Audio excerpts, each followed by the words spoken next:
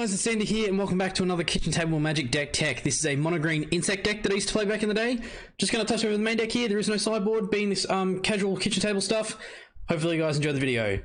Before I start, what this deck did was ramp stupidly hard and then either go stupidly wide or really tall. So how it did that was through cards like Beacon of Creation, which I was running in a 4 of. So for 4, 3 and a green, it's at sorcery speed. You put a 1/1 green insect creature token into play for each forest you control, and then you shuffle Beacon of Creation into your owner's library.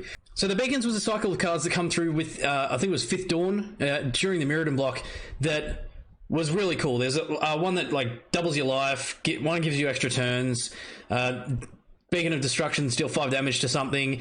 This was get a shitload of creatures, and the way that we abuse this is, firstly, we're running multiple copies of it, so we're going to be able to play it multiple times in a game because it just gets shuffled back into our library, and then ramping stupidly hard. So we're running 4 copies of Explosive Vegetation, which is for 4, sorcery speed, search your library for up to 2 basic land cards, put them onto the battlefield tapped, then shuffle your library. 4 copies of Kodamas Reach for 3 at sorcery speed, search your library for 2 basic land cards, reveal those cards, put one onto the battlefield tapped, and then the other one into your hand, shuffle your library. And 4 copies of Harrow, just as the ramp package. So Heroes for 3 at instant speed. As an additional cost to play it, you sacrifice it, but then you search your library for 2 lands and put them onto the battlefield. So this essentially thins our deck out as well as giving us a little bit of ramp.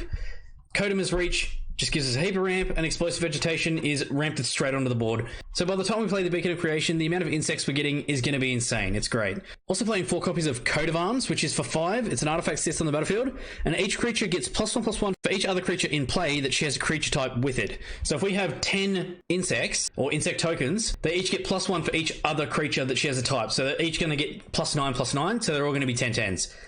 It's not unreasonable for us to have that many. And the other synergy in the deck, besides the insect side of stuff, is we're running quite a few elves. So even the elves are going to get the buff from the Coat of Arms. Presumably, we're going to be running heavier on the tribal than our opponent. So Coat of Arms is going to be more beneficial for us than them. But obviously, it starts becoming a whole lot more interesting when you're coming up against an elf deck or a goblin deck or whatever else.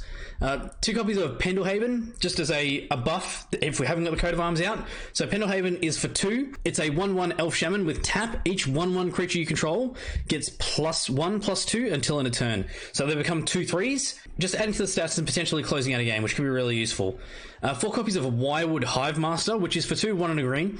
It's a 1/1 elf with whenever another non-token elf comes into play, you may put a 1/1 green insect creature token into play, synergizing with the elves and synergizing with the insects again. 4 copies of Essence Warden, which is for 1 green, a 1/1 elf shaman with whenever another creature comes into play, you gain 1 life. It's not optional, it's not may, it's just we gain life. So Essence Warden can just gain an absolute shitload, and if we have multiple out at a time, it can just get out of hand. It's a really, really good card for what the deck was doing. 4 copies of Llanowar Elves, which is for 1 green, a 1/1 with tap, add 1 green. Just adding to the ramp package, being able to play our ramp sooner than we would.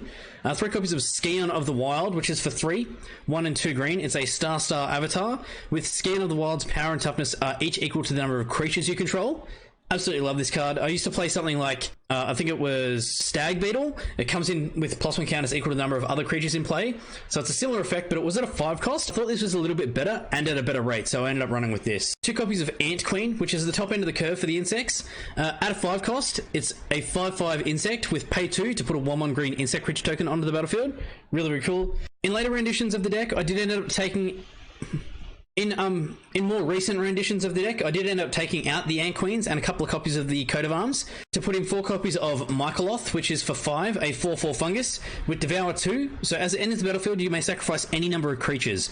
This creature enters the battlefield with twice that many +1/+1 counters. At the beginning of your upkeep, you put a 1/1 green sapling creature token onto the battlefield for each +1/+1 counter on Mycoloth.